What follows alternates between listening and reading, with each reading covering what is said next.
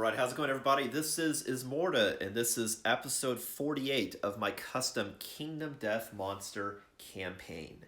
And this is Lantern Year 15, and we're beginning the hunt for a level 2 Screaming Antelope.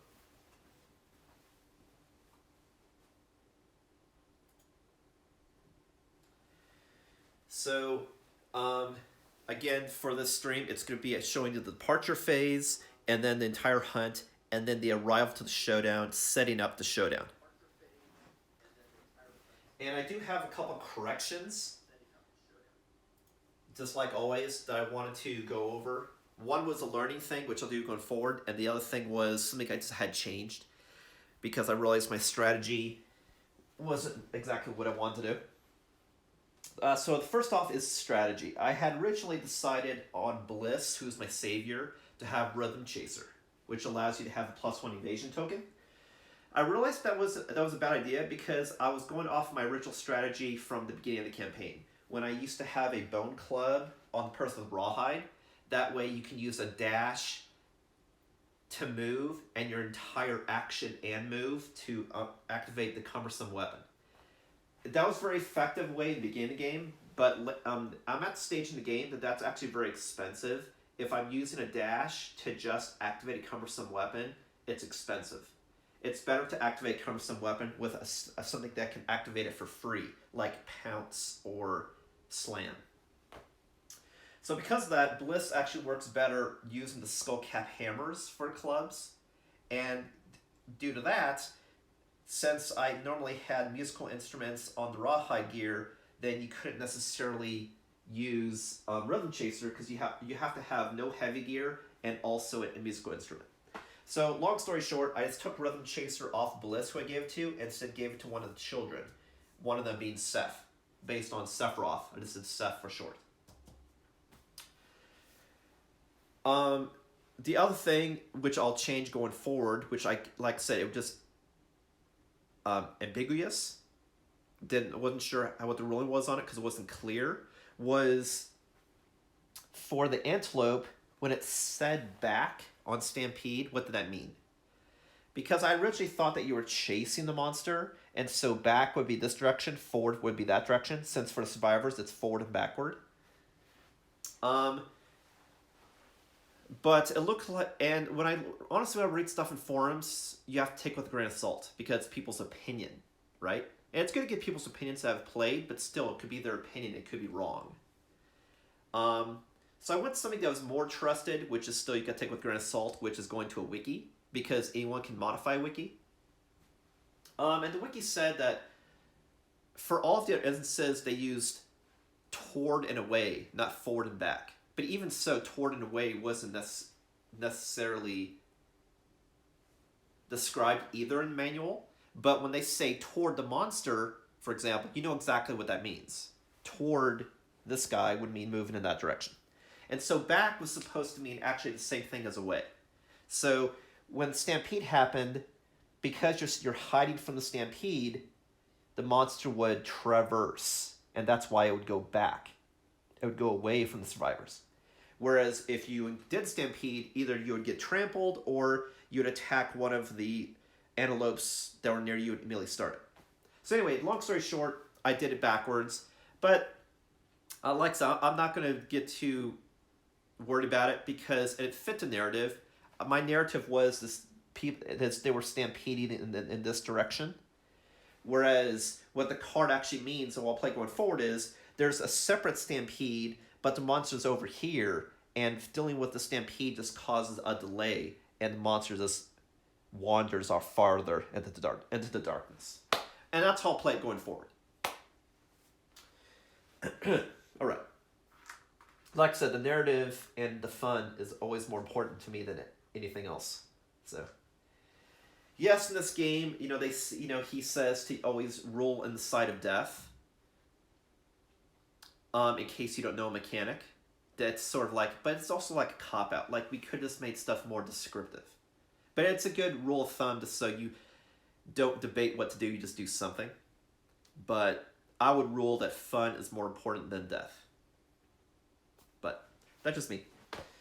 This game's already punishing enough. It doesn't have to be at the level of punishing that it is. Like, you can still have it super punishing. It is. Like, I've already had 17 people die in a civilization. I would say it's pretty punishing. But, you know, am I still having fun playing the game? You know, that's what's most important. The whole idea with the death is the fact that the focus is the civilization, not the individual, like when you're playing D&D. So you expect people to die, a lot of people. But does the settlement carry on is the thing. Okay, enough rambling. All right, so first thing I want to do is the departure. So I'm doing the departure bonuses. All right. So who I'm bringing out for this is Bliss, who's my savior, Seth, one of the new kids, Ren, another one of the good kids. Ren's female, Seth is male. Ren is based on Daughters of Ren, really cool anime. I recommend checking it out. It's also M-rated, just like this game. And then Jer, you know, was in this last time. And so, as far as their stats, we've got 2 people with extra sense and king step, 1 person with red fist and tumble, and then Bliss, who has nothing, but Bliss and Jer have the honorable disorder, meaning that they cannot attack a monster that is knocked down or from their blind spot. All right, so what are the departing bonuses? First departing bonus is everyone gets +3 survival, but then also because of face painting, battle paint, everyone also gets an additional 2 survival and 1 insanity on top of whatever they have on the gear grid that says depart. But actually, before I do depart, what I want to do first is update everyone's gear grid on what it is now, because I modified a little bit, but basically the same. You have the ability to stun, the ability to do max DPS, the ability to tank and support, and then DPS from angles or at range. The new additions to the gear grid is I added the whip to help survive the hunt. I added bone club as another option because it adds more attack if I'm not going to move at all. Here I added blood paint, so I can do that heavy DPS twice. And then with this gear grid, I took out the screaming chest and added the phoenix placard and the round shield, which means in total, instead of getting +2 bonus to armor, I get +1 because of the shield. But now instead of having that one ability, slam, instead I have the ability to negate 2 damage if I want to. One with the shield as an action, and the other one with the placard if the character's insane. That the first hit, it does 1 brain damage instead of, and you dodge the attack, essentially. All right, cool. All right, so now let's do the bonuses. Well, let me update everyone's gear first. Sorry. I'm so excited to play. I'm just like, oh, this other shit I have to do. Okay, speed is 2, +2 is 4. Luck is 0. Evasion is 2 still. Strength is 3. +3 is 6. Right? 3 +3 is 6. And the accuracy is 7.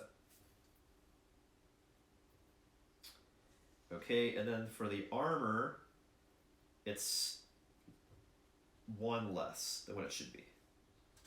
And then the chest piece is actually better because it's the Phoenix gear.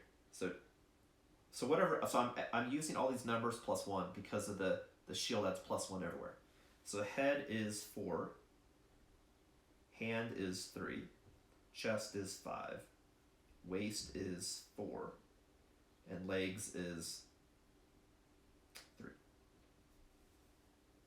Okay, and then let's see, and then I'll just go everyone around and do all their stuff. Okay, so now what's all the bonuses?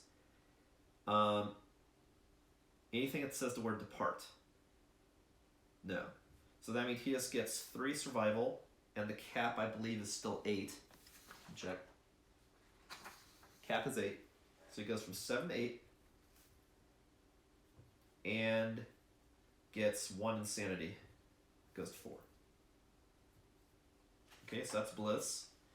Next up we got Seth, who's using the bow, which is speed 2, luck is 0, evasion is 2, plus 2 is 4,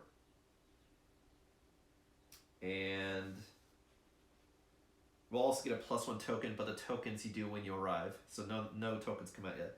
Strength is 1, plus 3 is 4, and then accuracy is a 7. And then survival is 3 plus 2 is 5 plus 6, 7. So you get 7 survival, so it goes from 1 to 8. And insanity gains 1 because of battle paint. And then the armor is 2 everywhere. But remember, this character is also an evasion tank that also has extra sense. So that's why I can get away with, for time being, having less, be able to take less hits. Jer has the guitar, so its speed, everything in this should be the same. So it's 1, 2, 3, 4, 5, and then plus 2 is 7. Luck is 3 plus 1 is a 4. Evasion 0. Strength is 7. It's 3. Wait a minute. 3, 4, 5. So it went down 2, probably because I took off the necklace. Strength is now 6. So it's 1, 2, 3, 4, 5, plus 1 is 6. And then anything else it says on depart? No. And accuracy is 6. Armor is 3 everywhere. And survival will get 3. So it goes to 8. And insanity goes from 9 to 10. Okay, and then lastly we got Rin. And the reason why I have these 2 innovations here is just to remind myself what I need to do during this stream. The fact that I need to include face paint, and then when I do Overcoming Darkness, to make sure I use Song of the Brave. That's why it's there. Just so you know. Alright, so Rin is using the Spear and the Bone Club. I'll say the primary weapon that she's going to use is actually the Spear, but if I have the opportunity to not move and attack, I will do the Bone Club. Just because it has a higher chance of wounding, because that's 2 more strength. And then she also has the whip, but the whip I'm not going to attack with. The whip is just there to as utility, just like the bone axe during the hunt. But later I might incorporate the whip into an attack profile. We'll see. It's possible. Just because it does have 3 dice. So for example, if you're using a hunter whip and you have the red charm, then you actually want to do you want to have your speed as high as possible, because if you get any hits, there's a pretty good chance there'll be a guaranteed wound. So, okay. So this weapon I'm using the spear stats, so it's speed 2, luck is 0, evasion 0, strength is +1, so it's a 4,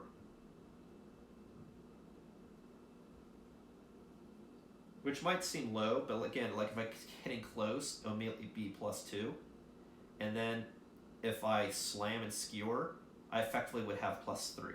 So, and then accuracy is a 4.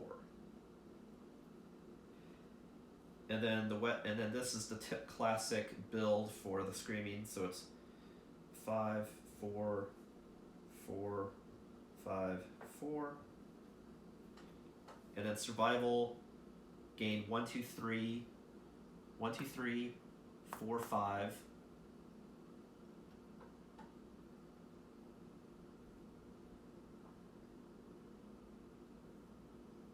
Anything else when I depart? I have stuff when I arrive. I'm looking at depart. 1, 2, 3, 4, 5. So it gained 5 survival. So it goes from 1 to 6. Insanity gets 1.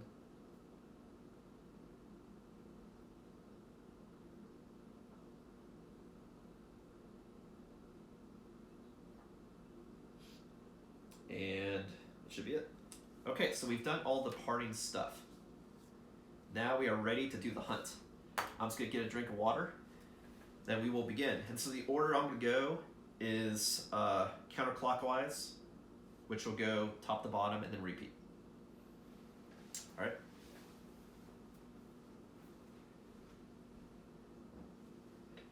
So again, I'm doing a level 2 Screaming Antelope hunt. So that's why the antelope starts here instead of here, where it is. I have to get through Overcoming Darkness, and I added the mineral this time to this side because I want to have a chance at finding a cave, which is apparently you find the caves when you go through the darkness. After I did it once, I realized, oh.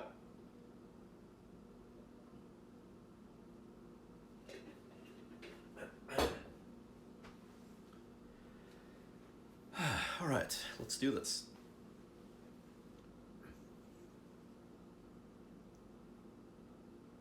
I wonder if I can even place a mineral gathering. Let me make sure where I can place it, because I thought I could place it anywhere, but maybe it had to be anywhere that wasn't a monster. Let me just double check. I know wherever you placed it, you also did what was underneath it, but let me just make sure that I can place it there. Pretty sure I can, but let me make sure.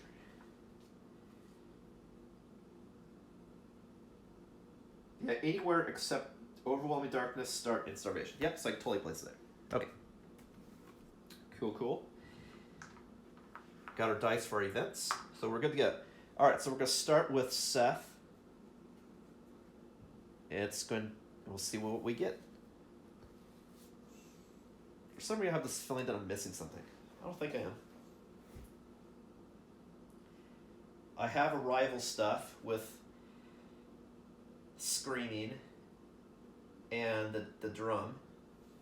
Oh, you know what? That's the other reason why it was actually good to have the harp. I had this replace the harp because of the whole mood stuff, but if you have the harp, it also gives everybody +1 survival. That's what it was. Yeah. So Ren's only could be at 6 survival. Yeah, it was another way to give everybody 1 survival. Yeah, so that's another reason why it's good. And the fact that you can do it at range and not have to try to attack. It's true. That is true. I would just hate to have the whip and the harp.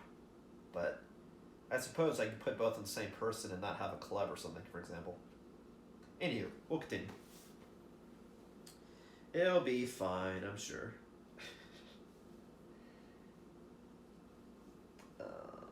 Okay, so for the first one, Migration.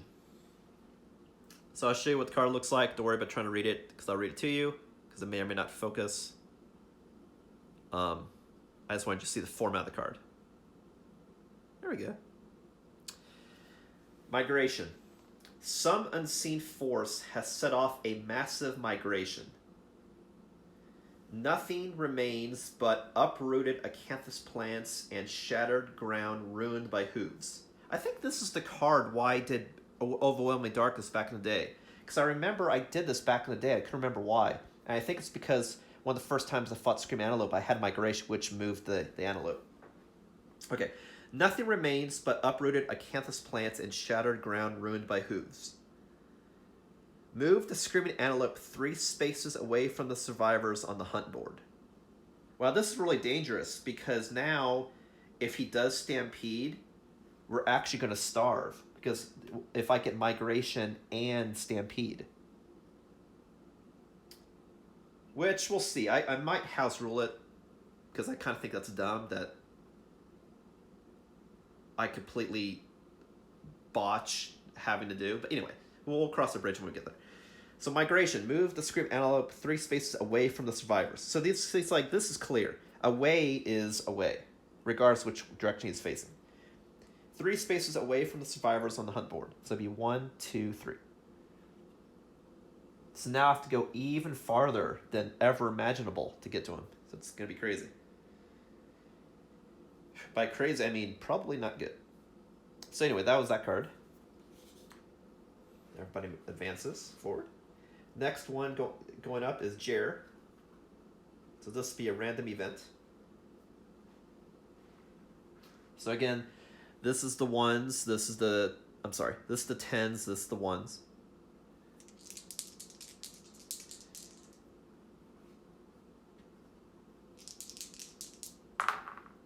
Sweet. Wow. That's like... Wow. We got a 99. That could be really bad, actually. Because I had thought 99 or 100 was, like, really bad, actually. When I just perused the table, it was just one of the things I remember seeing when I first got the game, that, wow, that number is pretty bad. We'll see. We will see. The only reason I say I made house rule is because I want this game to be punishing and also want it to be fun, but I also want to be able to see to the end of the game. So I might house rule stuff to allow me to do so just because I want to see the content. Just because this is my second time playing through. And when I play through a third time, it'll be with expansion stuff, hopefully end of this year that I get. But I want to be able to see the content. So that's why I said I might house rule certain things, like to avoid starvation, just so I can see the content. Because the content is fun. But anyway, like I said, I'll cross the bridge when I get there.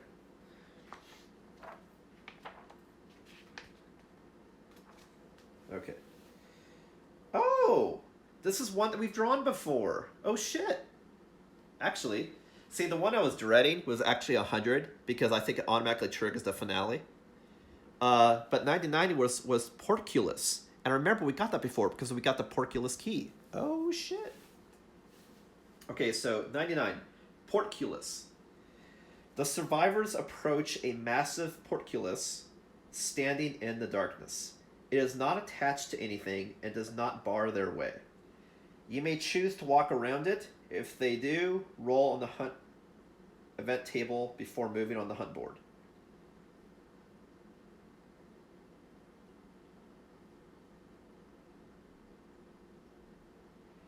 If the settlement has the porculus key, they may erase it from the settlement record sheet and use it. Each survivor gains +1 courage. The porculus cracks open and survivors step through. A dank gloom awaits the survivors inside.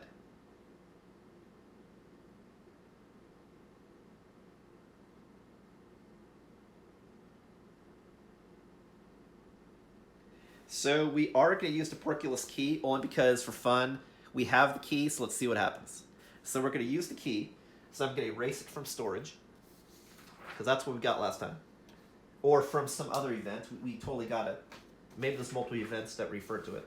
That's entirely possible. So we're erasing the key. And then, what does that do?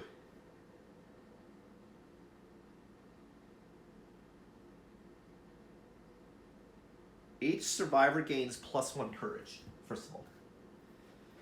So, Ren goes to 1.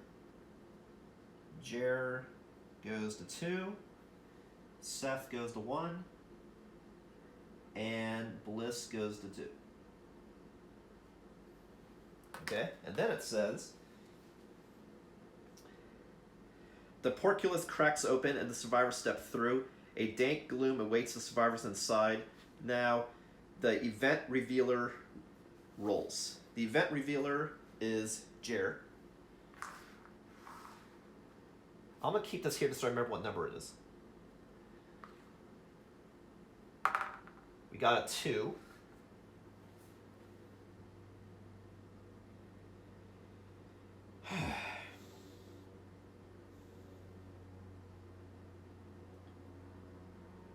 At their feet lies an ornate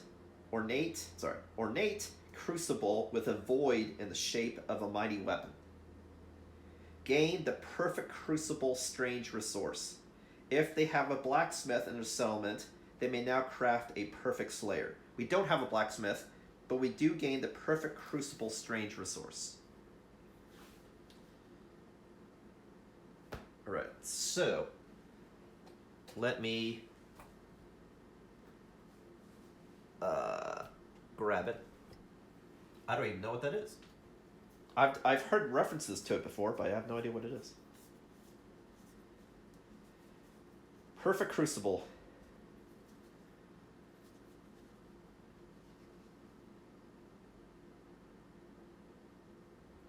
So it looks like it counts as iron, but it looks like it's also used to mold and make a grand weapon, it looks like. But it could be used in place of iron. So, interesting. Boom. That was pretty cool. Alright. So that was that event. Now we're doing another Antelope event. And so Ren's going to lead the charge on that. This says Vomit Pile. The survivors find the half-digested remains of their quarry's last meal. Each survivor may scavenge to get 1 courage and roll on the table. So I remember what this happened again. Having consumable gear was bad. So let me check if anything's consumable right quick. I have some that's flammable and soluble. I'm checking to see if anything's consumable.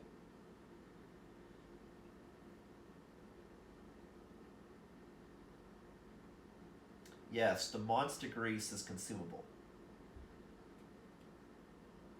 So I'll have everybody except Seth do it, is what I'll do.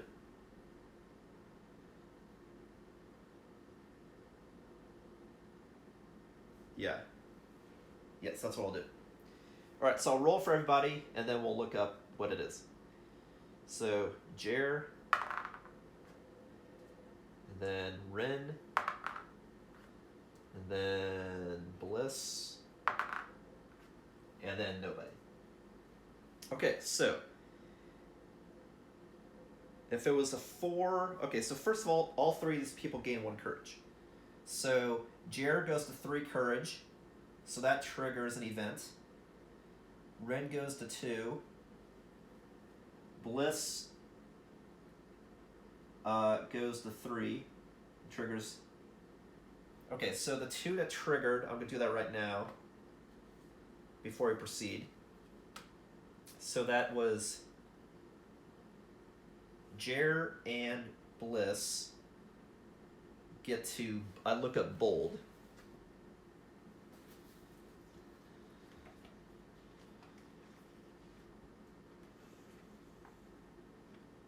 I mean, I look up bold.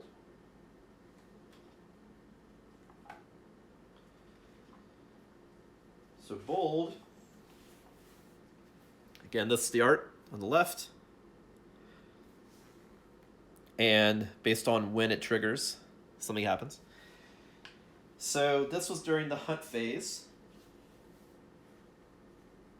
It says, in a single moment, your perspective changes profoundly. So that's why it makes sense in the moment. That's when this epiphany happens. So both happen in the hunt phase. Expect the unexpected. You are prepared to face any mind-bending trials at a moment's notice. Where others may falter, you forge ahead, meeting the journey head-on. Gain the following ability and roll on the table below. So both these individuals both get prepared, first of all, because it was during the hunt. So I'll circle that. They both get prepared, which means they can add their hunt experience to the roll when determining a straggler. So when they're rolling to see if they're a straggler, they can add their hunt experience. And then I roll for each to get also something in addition. So this is for Jer. Rolled a 10, which means gets +1 permanent movement. So Jer goes from 5 to 6 in movement. And then Bliss rolled a 9, which is gain +1 permanent strength, which is cool for Bliss because that's his whole thing, is adding the strength. So now he adds +4.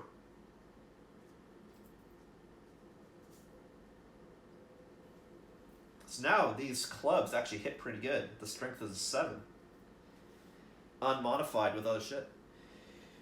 Okay, so that's from them being very courageous. Now we continue the card. So 4, Archive all consumable gear. So That's a wash. Then we have a 9. The Antelope is clearly sick, vomiting up pieces of itself. Gain 1 understanding and 1 random Screaming Antelope resource. So she gets 1 understanding, and we get 1 Screaming Antelope resource, which is beefsteak.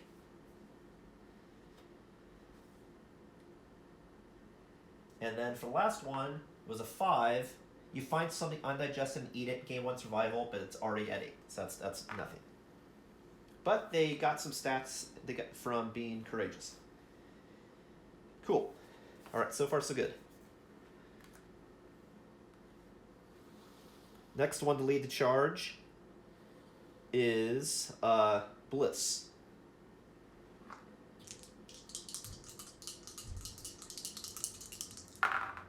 We rolled a 5 and a 10, which counts as a 0, so it's a 50. And this actually be the longest hunt I've ever done. The fact that you have to pursue someone not just to here, which was the longest, but now all the way over here. I think before we moved 3 spaces, right? Oh, just the other side. Oh, it was at Overwhelmed Darkness, so just on the other side, right? Okay, so this one is 50.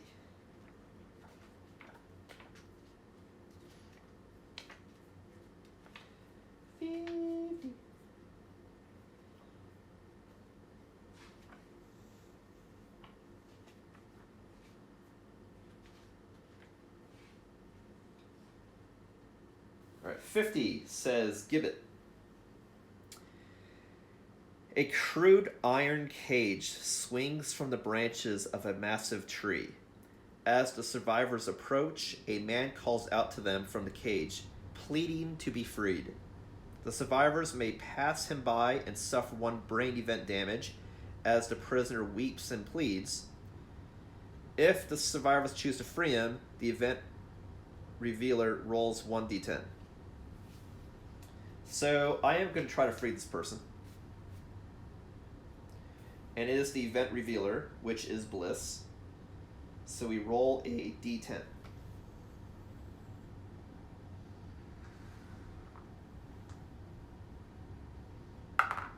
That's a 1.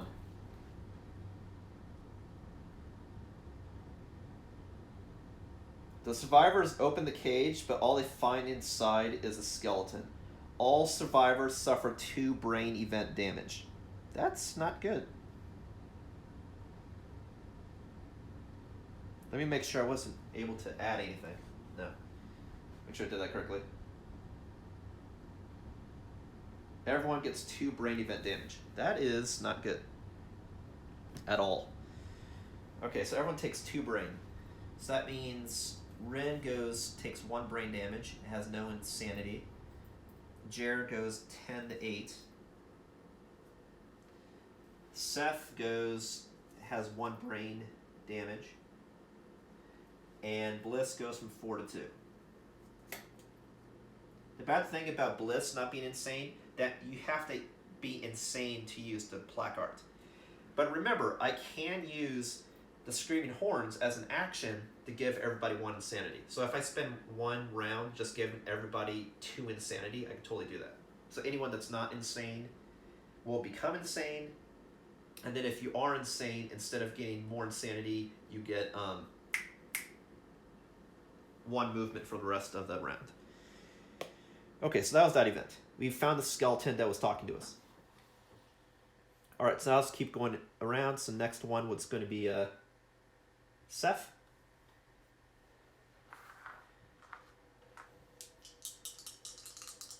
I tell you, man, this insanity stuff really is a problem. Like, I need to have people going out with more insanity.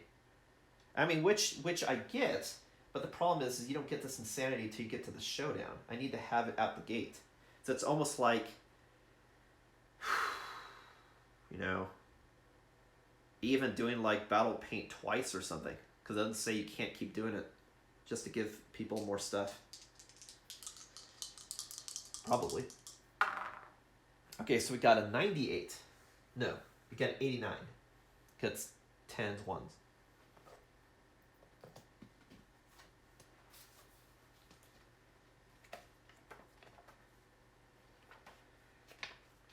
All right. 89. 89 is cleaner birds. Tiny ragged birds with needle-thin beaks fly overhead. Each survivor rolls a d10. The lowest scoring survivor becomes a straggler. So again, anyone that has prepared can add their experience to those rolls. Okay, so I'm going to roll for everybody. Keep this here to remember which one I'm looking at. So, Jer has a 4 plus 4 from hunt experience. That's an 8. Rin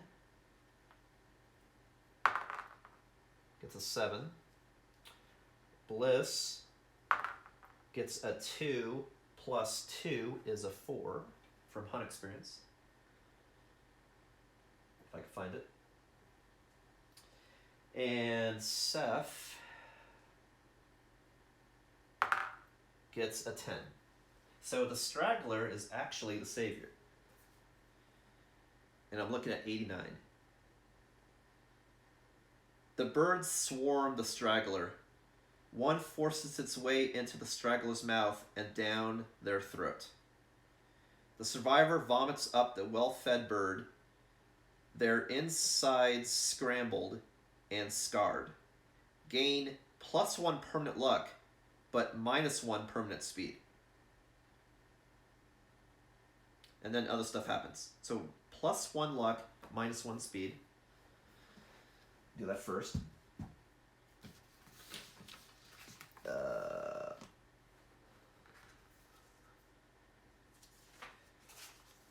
+1 luck. So it goes from 1 to a 0. And -1 speed. It was at speed 2, so now it's speed 1. And that goes from a 4 to a 3. Alright? And then something else happens. If any survivor has a whip, they crack it and fell the offensive creature. Gain 1 random basic resource. And I did. I have a whip. So I get a basic resource. Got that fucking bird.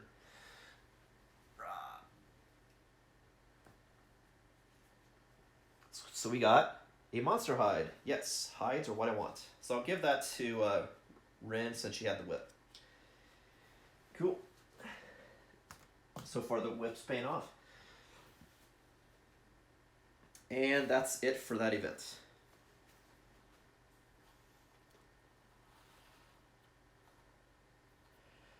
Alright, so now we do Overwhelming Darkness, starting with this person who's the revealer.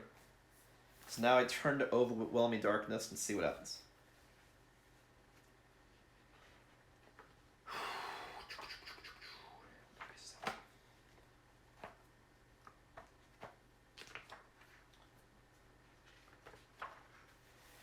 I'll show you the picture again, which is pretty cool just because it has a good use of light and darkness. I really like it. And then depending on the path, you roll and different things happen. But for all these cases, I'm actually going to use Song of the Brave so that everyone does the Path of the Brave regardless. Is what I'm going to do. Which is this one here. Alright, so I'll just roll for everybody, and then I'll look up later what that means. So, Jer, 8, Rin, 5, Bliss, 5, Seth, Natural Lantern. Okay, so I got in. Okay, so what do I get? I'll start from worst to best. So I'll do the 5s.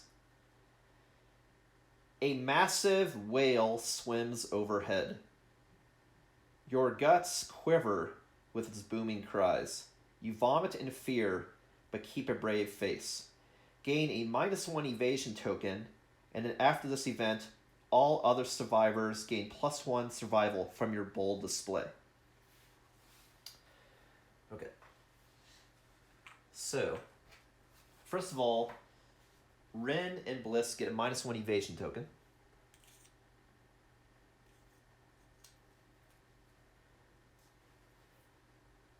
And then I'll remember anyone with evasion token. That means everyone. It's everyone else or everybody. All other survivors gain +1 survival. So that means these two will get +2 survival, and both of these people will get +1 survival.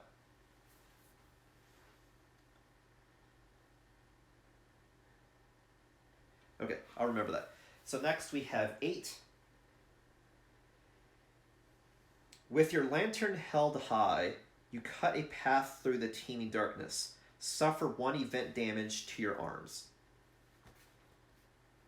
So Jer gets 1 event damage to arm, so it goes from 3 to 2.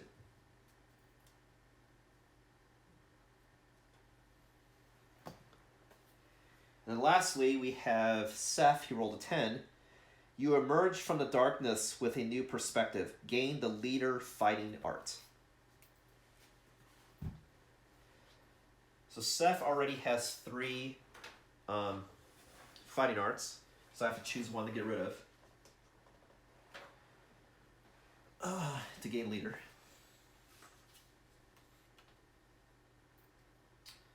I think I'll actually get rid of Rhythm Chaser actually, because King Step and Extra Sense are high value. So I gain leader. And now I have to look up what the hell that is, because I don't remember off the top of my head.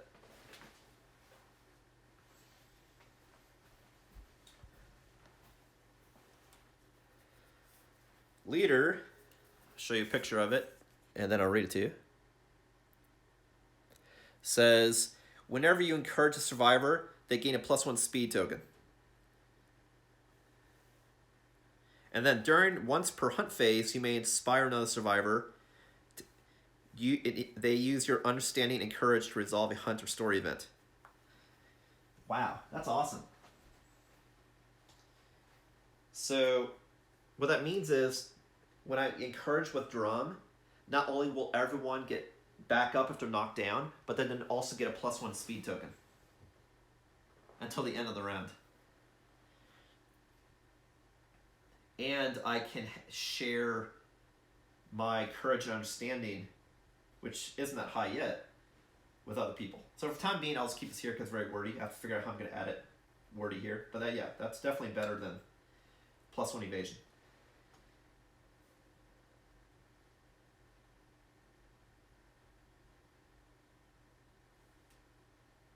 Only because this is now an ability I can use Shut Ritual for and keep it in the society. I can always give this person back Rhythm Chaser. Cool. Alright, so that was everybody. Now I also give people extra survival that can get it. So everyone's at 8, and Ren goes from 6 to 7. Cool.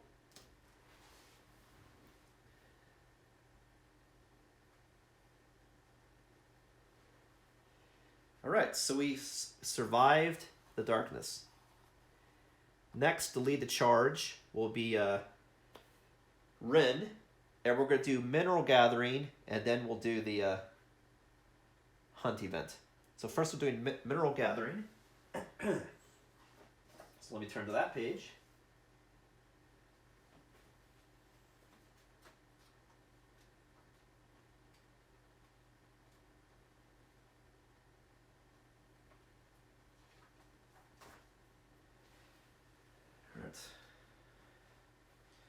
Show you a picture of what it looks like.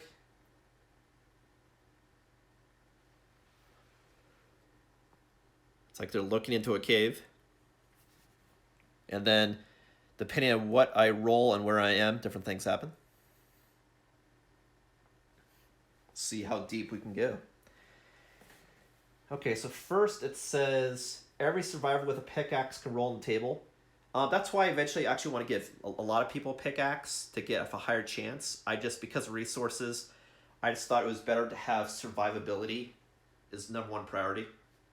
That's why I went shield and chest, whip, for that reason. I did also get the red charm, which is offense, but you know, if you're able to kill a Nemesis Encounter, they'll help you live. And just give me a Nemesis Encounter next year. So. Okay, so if we roll on the table, which is Rin, actually. So we got a 1.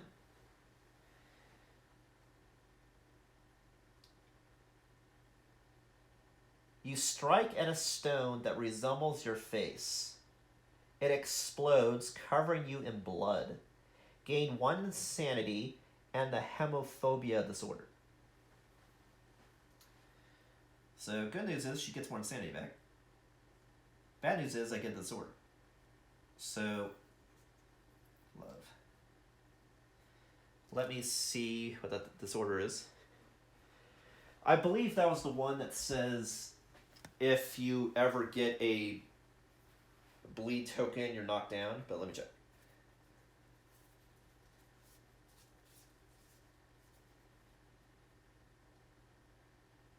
Oh, it's whenever any survivor gets a bleed token, you're knocked down. You're just like sickened by the sight of blood. So I'll show it to you in Ray 2 just so you can see. The mere sight of blood makes you lightheaded, and serious gore can knock you out.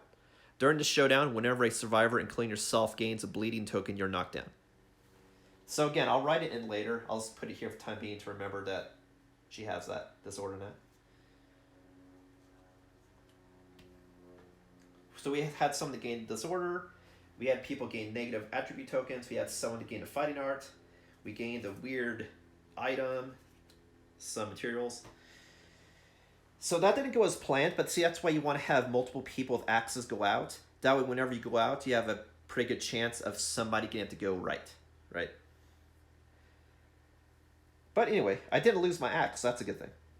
So now I can make more axes.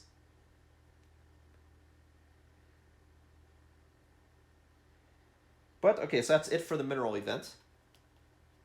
Now we do the hunt event, which is Carpet of Ticks.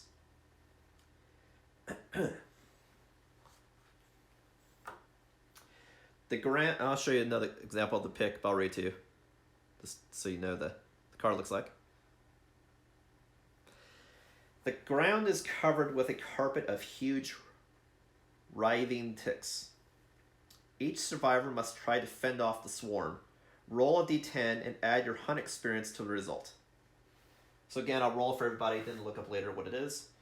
So Jer got a 5, plus he has 4 experience, so that's a 9. Rin rolled an 8, but has no hunt experience. Bliss rolled a 2 and has 2 hunt experience, so that's a 4.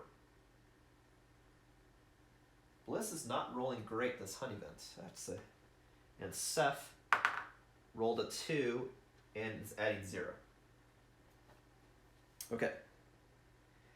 On a 6+, you successfully smashed the ticks away in a shower of gore. So these two lost the ticks. Okay. Next we have, what else it says? Otherwise, on a result below 6, the ticks make you sick. Reduce your survival to 0. Wow. That's bad. That is really bad.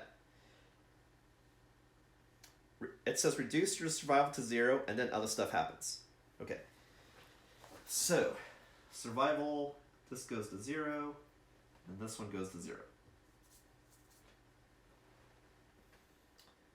And then it says roll d10 for each person. So, okay. Bliss got a natural 10. Seth got a 3. On a result of 8+, suffer permanent -1 strength. Jesus Christ, he's lost... God. He lost the speed, gained the strength, and now losing the strength. or lost, like, his stats are like, it's like liquid. So this, nothing happens, and then lose 1 strength. So it goes from a 4 to a 3. So this is now a 6. All right.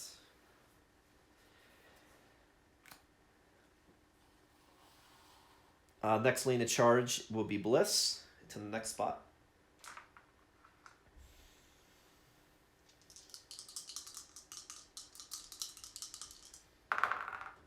We got a 69. Yeah, baby.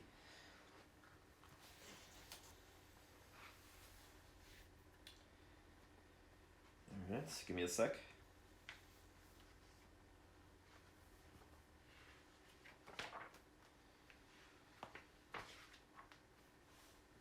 '69 is time lapse.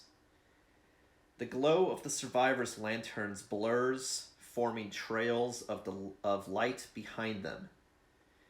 If the settlement has fought a phoenix, the group recognizes the phenomenon. All survivors gain +1 understanding.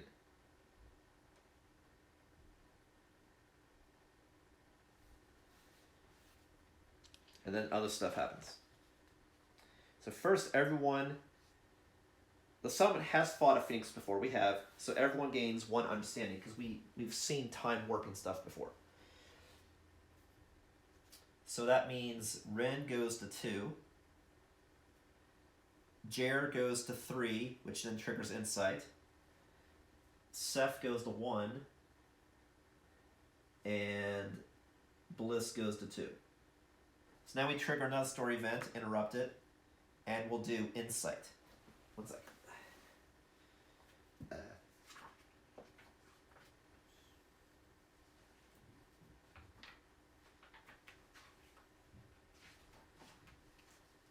I'll show you the picture. This is a very action-packed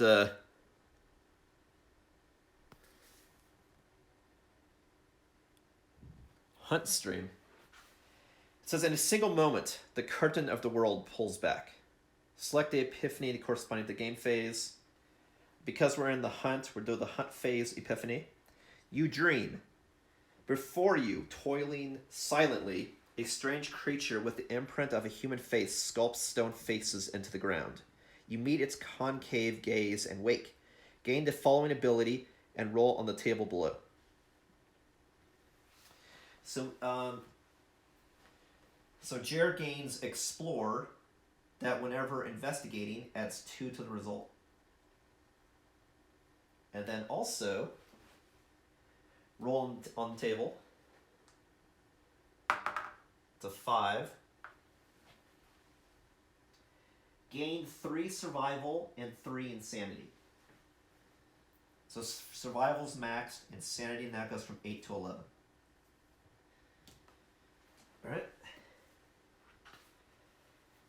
And now we go back to event 69.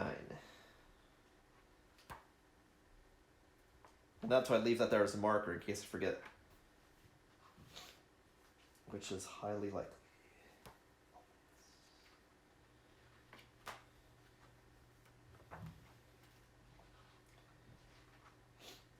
Okay, so the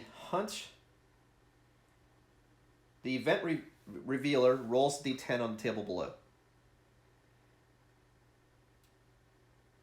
But if you had the hours ring, you could select the die result, which I don't have. So the revealer was Bliss. So rolls on the table.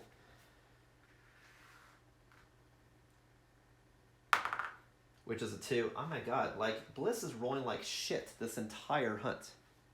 Really. Total shit.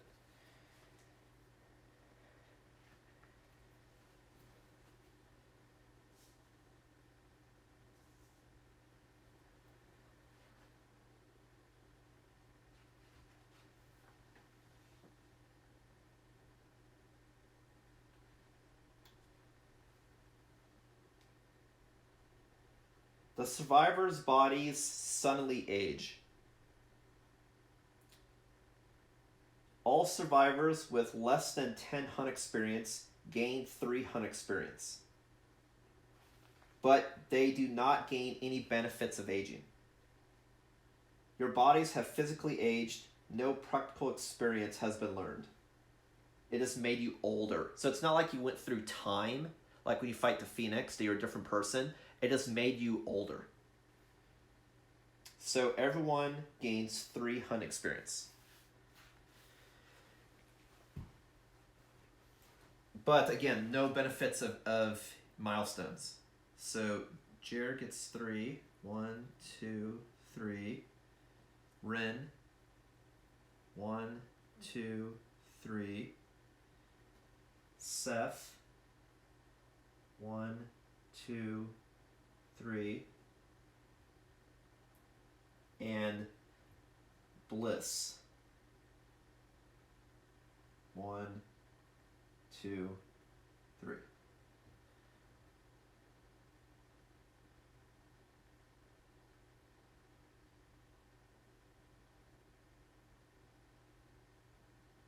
Which is interesting because that means certain people that if they missed age 1 will instead do age 2, so that means you can't do weapon proficiency.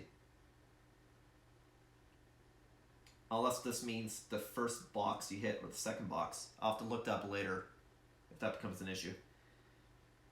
Alright, so everybody aged.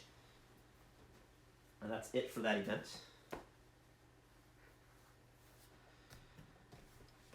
Everybody moves up. Now leading in charge is going to be Seth.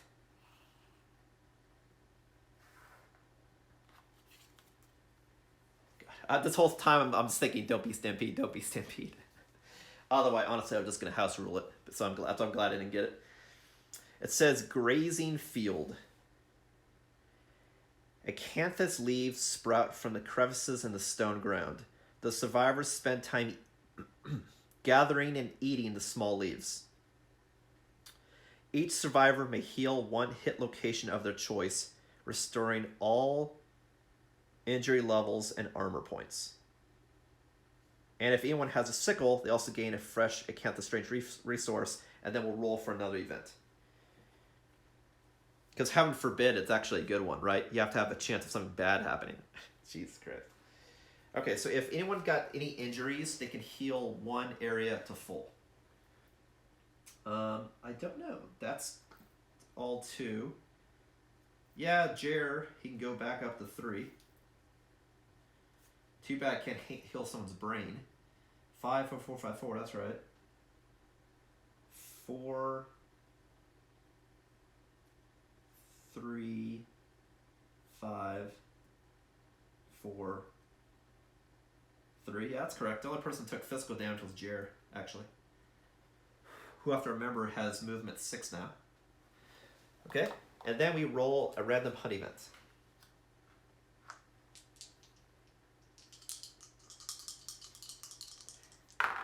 We got a 19.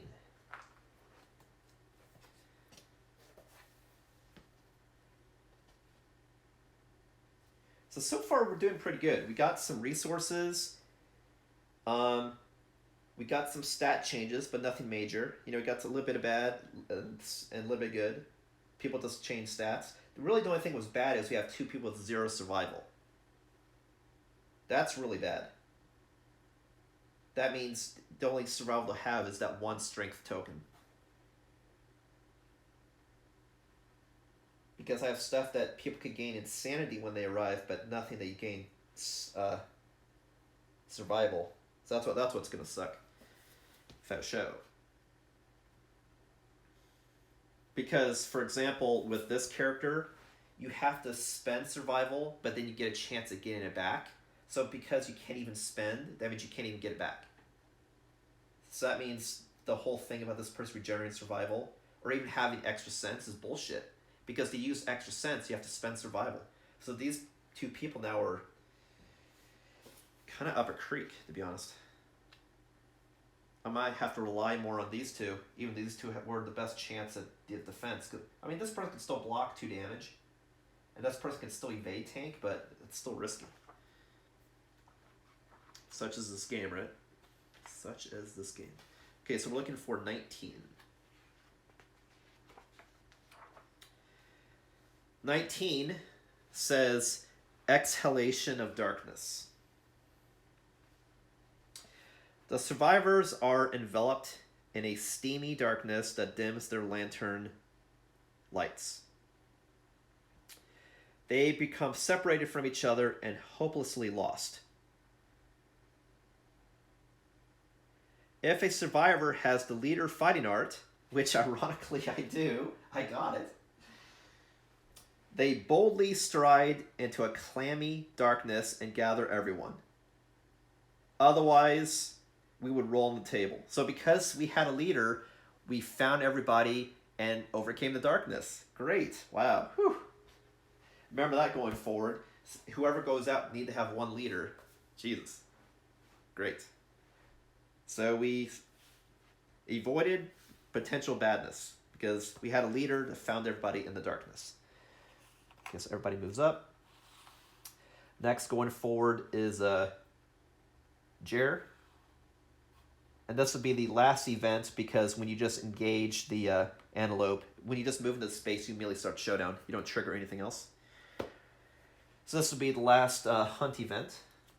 Unless the event moves the Antelope or something stupid.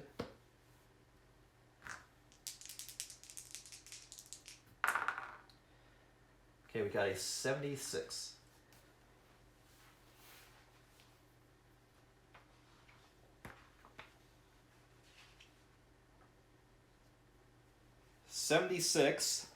Now that we're coming out of the darkness, this one's called Dream the Way. The survivors have vivid, fevered visions of what lies ahead. All at once, they're startled awake and frantically compare the horrors they saw. So we roll a d10, and then stuff happens after everybody rolls. So roll for everybody.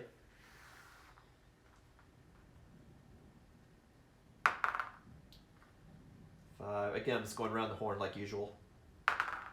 5 and a 1.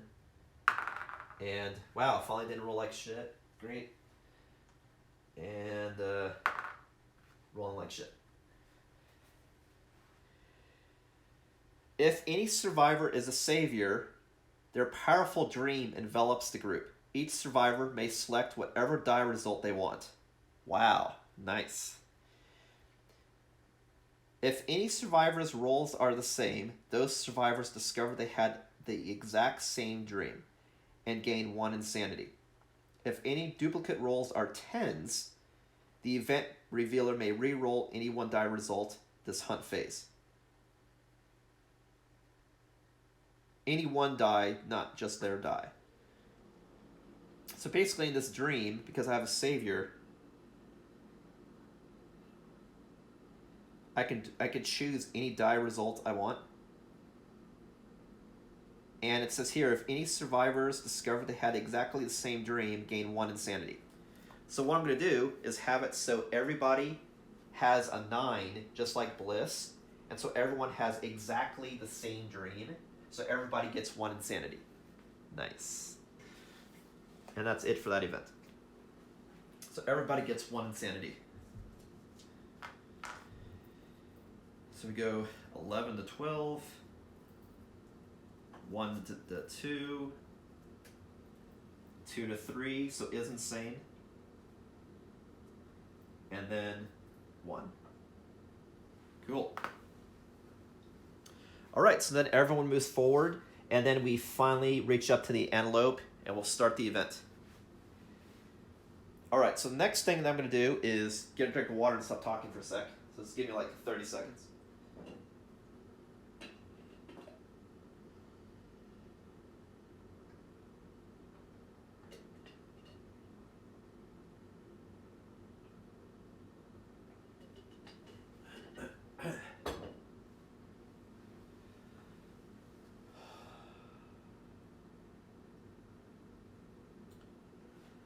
Okay, so next thing we do is all of the arrival bonuses for the Showdown.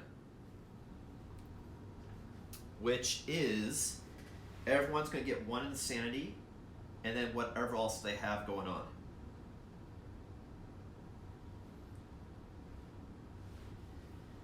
Man, I really have to remember that going forward, that harp gave me +1 survival. I mean, that's huge. The fact that everybody gets it. That's really huge, to make sure you at least have something. Fuck. I mean, still, that wouldn't help for too long, but still, you know what I mean? 0 survival is a huge fucking problem. Huge. That means I can't use extra sense at all. I'm glad I got some other defensive shit going on, because that's a huge problem. Okay, so the first thing on Rival is everybody loses 1 negative attribute token because Song of the Brave, so both these -1 evasions go away.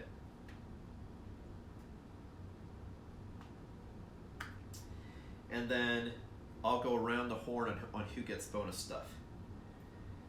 So Bliss gets, on arrival, Acanthus plants. Of course, I'll have all 8 because I have 2 people. That always happen. We know that. But we'll get 3 insanity +1, so we'll get 4 insanity.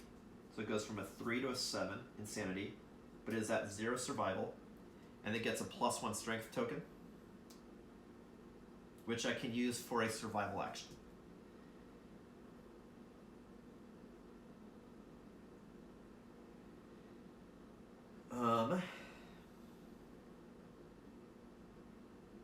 Oh, interesting exploit. Rawhide Armor just says that if I did a survival action and I roll well, I gain a survival. So I can spend a token, and if I roll well, then I get a survival. Haha! Loophole.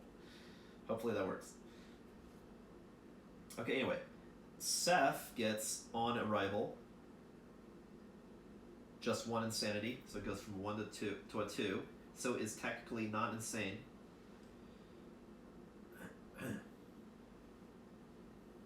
And I have to remember, Boss Mindy only affects insane survivors. Jer, on arrival, just gets 1 insanity, so it goes from 12 to 13. And both get +1 tokens.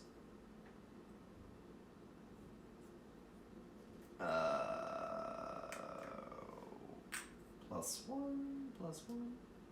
And then Rin, I have to remember, Rin has Hemophobia and Seth has Leader in addition. Rin gets, on arrival, 3 +1, 4 insanity. So it goes from 2 to 6 insanity. Alright. So our starting stats now: 0 survival, 7 insanity. 0 survival, 2 insanity. 8 survival, 13 insanity. 7 survival, 6 insanity. And everyone does have a +1 strength token. So the only person that's not insane is Seth, but I could activate an ability to give them the ability to be insane. It's really likely, honestly, that I'll probably be doing this ability a lot, just to give everybody enough insanity so they don't take immediate brain damage. Because some of these people already took 1 damage to brain, which means if they can hit at all, after subtracting their insanity, they'll immediately go to the table. So, not good news. Alright, so we have arrived. Did all the arrival bonuses. Now we set the Showdown, which is familiar. It's going to be set practically identical to last time, depending on the 2 new terrain.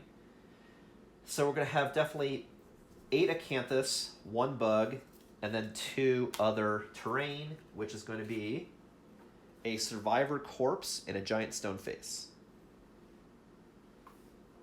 which I have here. Alright.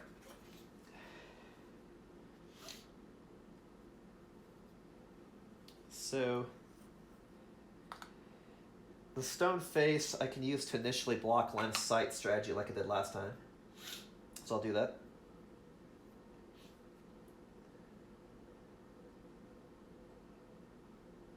And then the bug is 4-way, 1, 2, 3, 4. And then the plants 6 go around. I'm sorry, 4 go around, and the other 4 I have to choose where they go.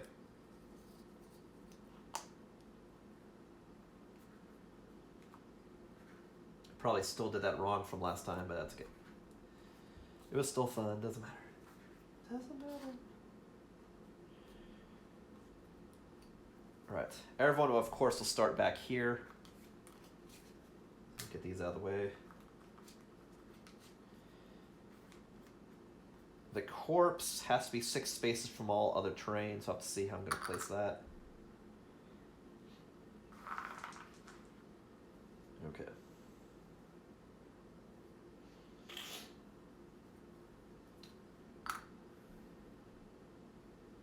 One, two, three, four.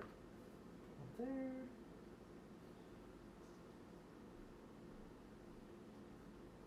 Is that right? Is it 3? Was it 3 cards or was it 2 cards? Let me check it. I know we're gonna have max deployment, but oh, it is 3. I was right. I wasn't wrong. I'm never wrong. Ish.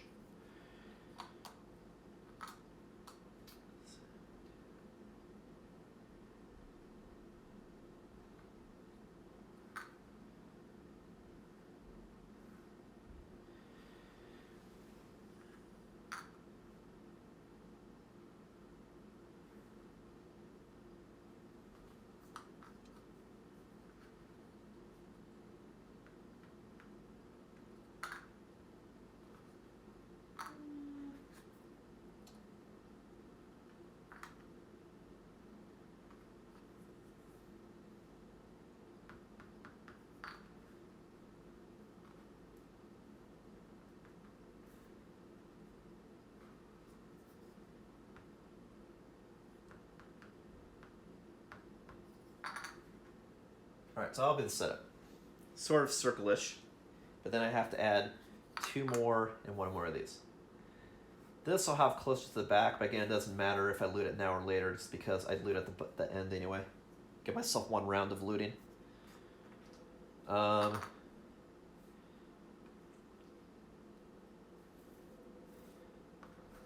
I prioritize the acanthus plants.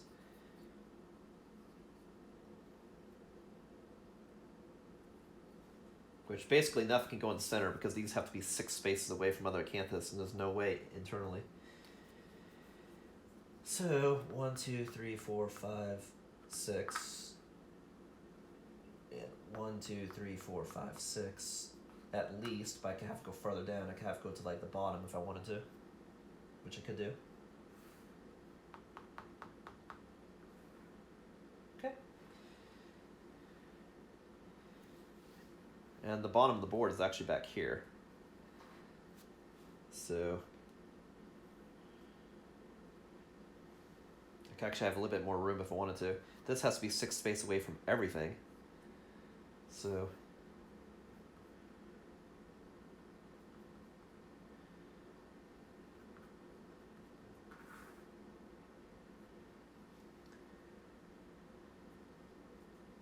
I could actually do something like this and have it just at the very bottom. Sure. Alright, so that's set up. So we're starting at the survivor's corpse. Then we have a couple plants, then a ring of plants with a bug and a face.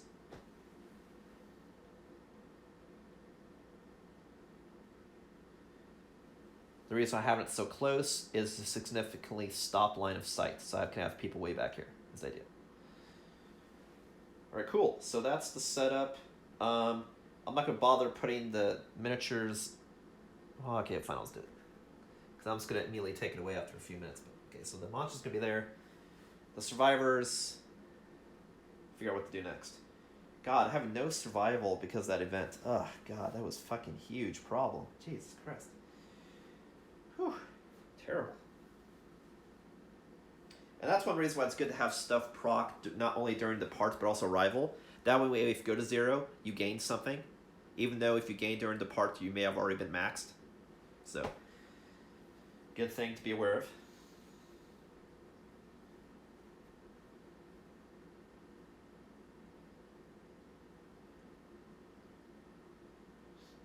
Man, because they would have had 8 survival. God, it went to 0 because the fucking ticks. Ugh, Jesus.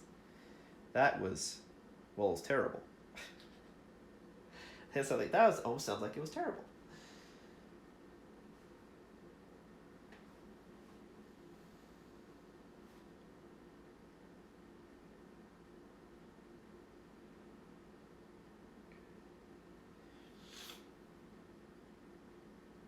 Plus, I also gained experience, which is its own unique problem. Just because murder, how that's going to pan out is another problem.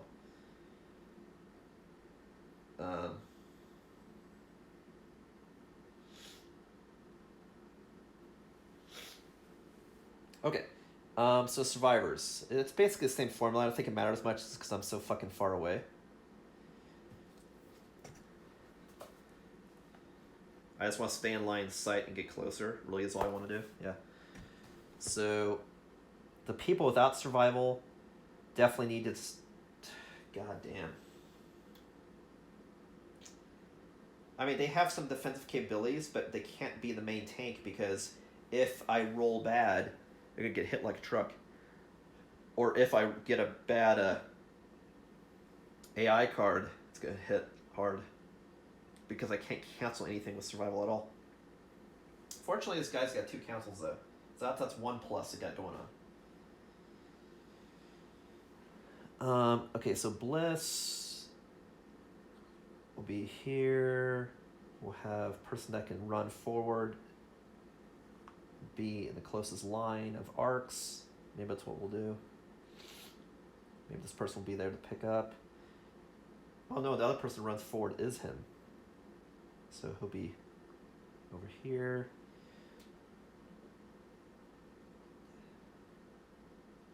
But I don't want him to be a target. So maybe he'll be here.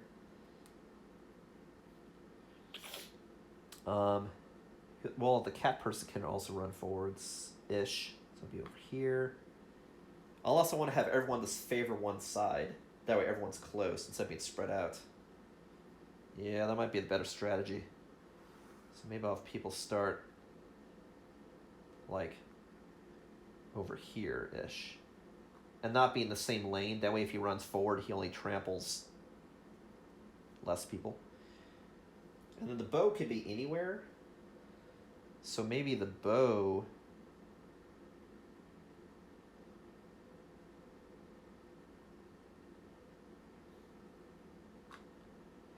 It should be like this. Now the other problem is one of these people had a priority target. I remember. For disorders, we got hemophobia. We have 2 people with honorable. I thought someone was the priority target for some reason.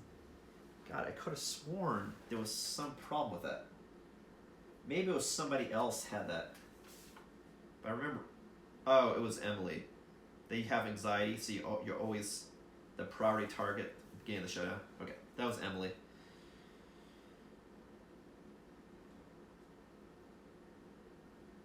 The good thing to remember too is Jared has tumble, so if someone would collide, he could roll to maneuver out of the way. So that's interesting.